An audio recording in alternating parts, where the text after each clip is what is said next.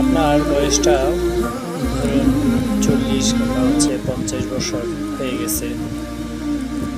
আপনি এখনো কিভাবে ওযু করতে হবে, কিভাবে নামাজ পড়তে হবে, কিংবা নামাজ পড়ার জন্য অন্ততপক্ষে 5-7টা সূরা মুখস্থ করতে হবে, দুরূদ শরীফ মুখস্থ করতে হবে, আত্তাহিয়াতু মুখস্থ করতে হবে, দয়া কুনুত মুখস্থ করতে হবে, দয়মা সূরা মুখস্থ করতে হবে।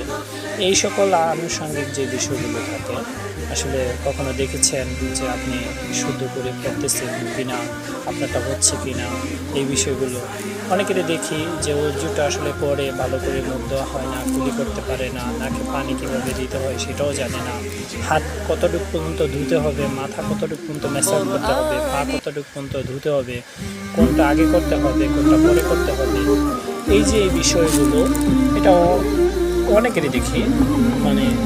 অনেকেরই দেখা যায় বয়স 40, 60, 50, 80, 70 এরকম বয়স হয়ে গেছে, কিন্তু এই যে ওযু কীভাবে করতে হয় সেটা জানে না। অনেকেরই দেখি যে কীভাবে নামাজ পড়তে হয়, সেই বিষয়গুলো অনেক সময় চোখের সামনে পড়ে যায়, আসলে নামাজ পড়তে পারে না ঠিকমতো, কীভাবে কী করতে হয়, কীভাবে বসতে হয়, কীভাবে রুকু যেতে হয়, কীভাবে সেজদা করতে হয়। তো আসলে এই বিষয়গুলো আপনি কখনো কি ভেবে দেখেছেন যে আসলে আপনার নামাজ হচ্ছে কিনা, ওযু হচ্ছে কিনা, আপনার নামাজ শুদ্ধ করতে হবে কীভাবে, নামাজ পড়তে হবে, ওযু শুদ্ধ করতে হবে।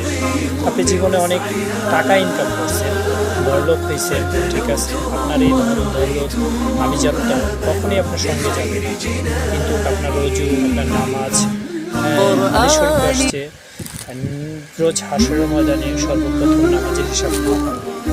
আসলে আপনার নামাজ হচ্ছে কিনা, শুদ্ধ হচ্ছে কিনা, পরিপাটি হচ্ছে কিনা, এই বিষয়গুলো আমরা কখনো খেয়াল করি না।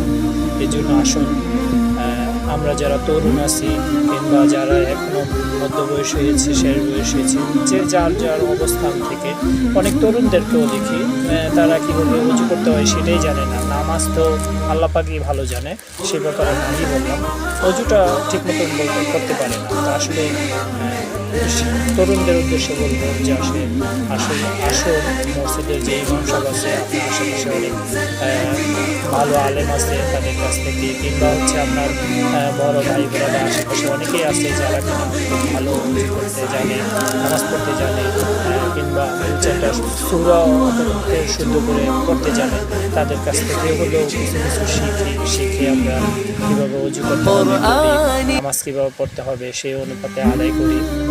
তবে একটা বিষয় খুব ভালো লাগে, ইদানিং মসজিদের মধ্যে অনেক তরুণদের দেখা যায় নামাজ পড়তে, বৃদ্ধদের তুলনায় তরুণরা অনেক বেশি হয়। এই জিনিসটা অবশ্য আমাদের ইসলামের জন্য বা আমাদের বাংলাদেশে যারা আছে বা আমরা মুসলমান হিসাবে আসলে খুবই অনুপ্রাণিত লাগে, নিজেকেও খুব ভালো লাগে যে আসলে তরুণদেরকে দেখলে এই জিনিসটা খুবই ভালো লাগার একটা বিষয়।